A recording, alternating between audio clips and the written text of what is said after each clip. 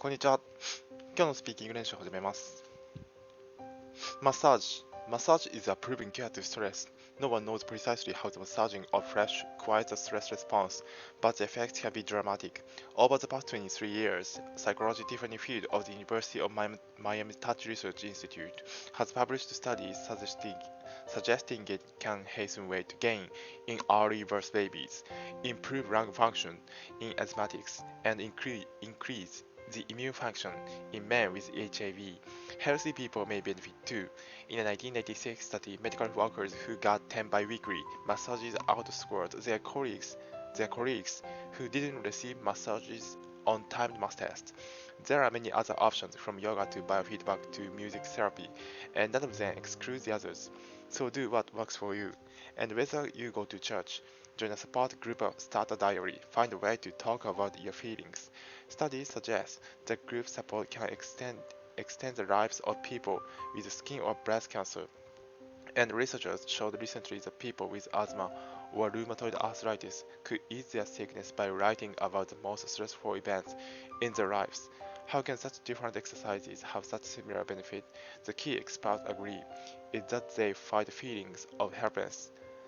Anything that encourages a sense of control, putting a terrible memory into words, calming a racing heart through breathing exercises, even planning your own funeral, let you stop feeling like a victim. Obesity. In a society in which obesity is a principal nutritional disease, one easily forgets the horrible things the lack of food and drink can do to the human body.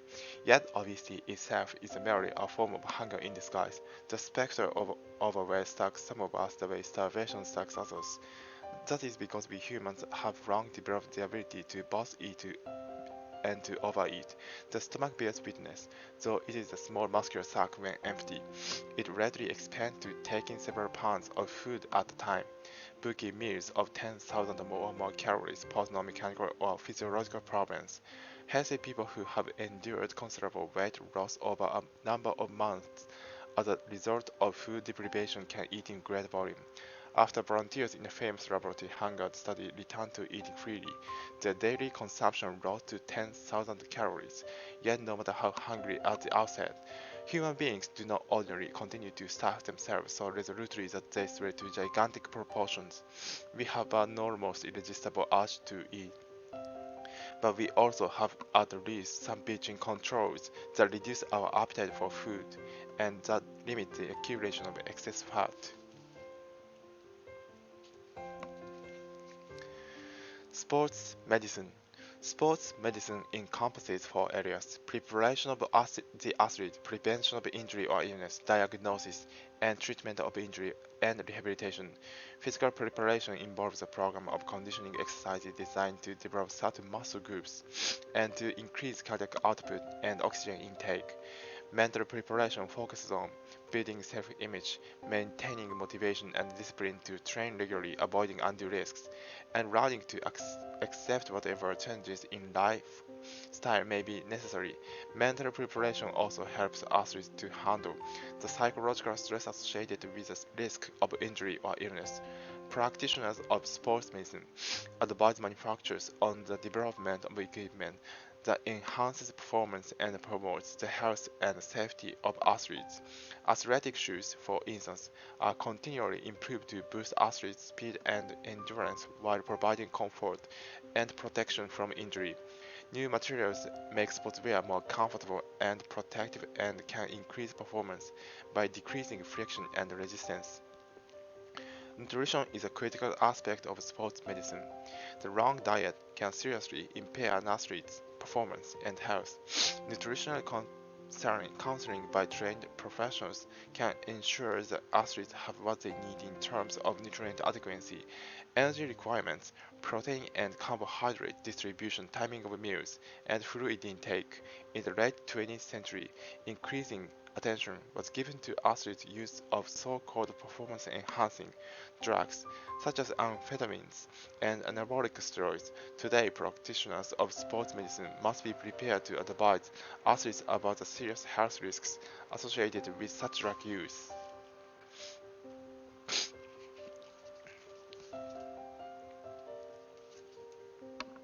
Conversion of energy. Beginning in the year 1840, James Joule performed a long series of experiments to study the conversion of mechanical energy to heat. In one experiment, he used a barrel to heat water by rotating a paddle wheel inside the barrel. He measured the work done in turning the wheel and the heat produced in the water, and found that the given amount of work always produced the same amount of heat. Later experiments showed that heat and mechanical energy are always converted back and forth in precisely the same ratio. We now know that the same rule is true for all forms of energy. In everyday terms, energy is never lost. When it disappears in one form, it always shows up in an equal amount in another form. This principle, known as the law of conservation of energy, is one of the fundamental laws of classical physics and is a very cornerstone of modern science and technology. When it comes to the subject of energy, we should understand why a nation like the United States cannot solve its energy problem by operating the automobile on electricity instead of gasoline. It should be clear by now that electrical energy is no easier to come by than the chemical energy in gasoline. Neglecting engine efficiency for the moment, it takes the same amount of energy to move an automobile a given distance regardless of the initial source of the energy. If all our autos run on electricity, the energy could be supplied only by burning additional fossil or nuclear fuel at our electricity generating plants. It is true, of course, that electric motors are more efficient than gasoline engines, but this advantage might well be offset by the weight of the batteries to be carried about.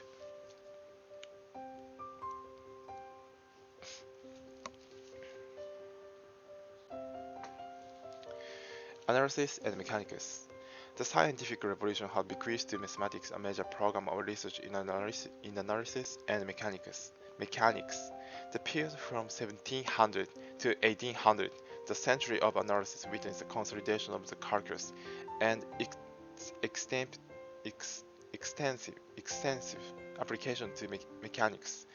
With expansion came specialization, as different parts of the subject acquired their own identity. As different parts of the subject acquired their own identity, ordering and partial differential equations, calculus of variations, infinite series, and differential geometry, the applications of analysis were also varied, including the theory of the vibrating string, particle dynamics, the theory of rigid bodies, the mechanics of flexible and elastic media, and the theory of compressible and incompressible fluids. Analysis and mechanics developed in close association, with problems in one giving rise to concepts and techniques in the other, and all the leading mathematicians of the period made important contributions to mechanics. The close relationship between mathematics and mechanics in the 18th century had roots extending deep into Enlightenment thought. In the organizational chart of knowledge at the beginning of the preliminary discourse to Encyclopedia Dunbar distinguished between pure mathematics, geometry, arithmetic, algebra, calculus, and mixed mathematics, mechanics, geometric astronomy, optics, art of conjecturing. Mathematics generally was classified as a science of nature, and separated from logic, a science of man. The modern disciplinary division between physics and mathematics and the association of the latter with logic had not yet developed. 終わり。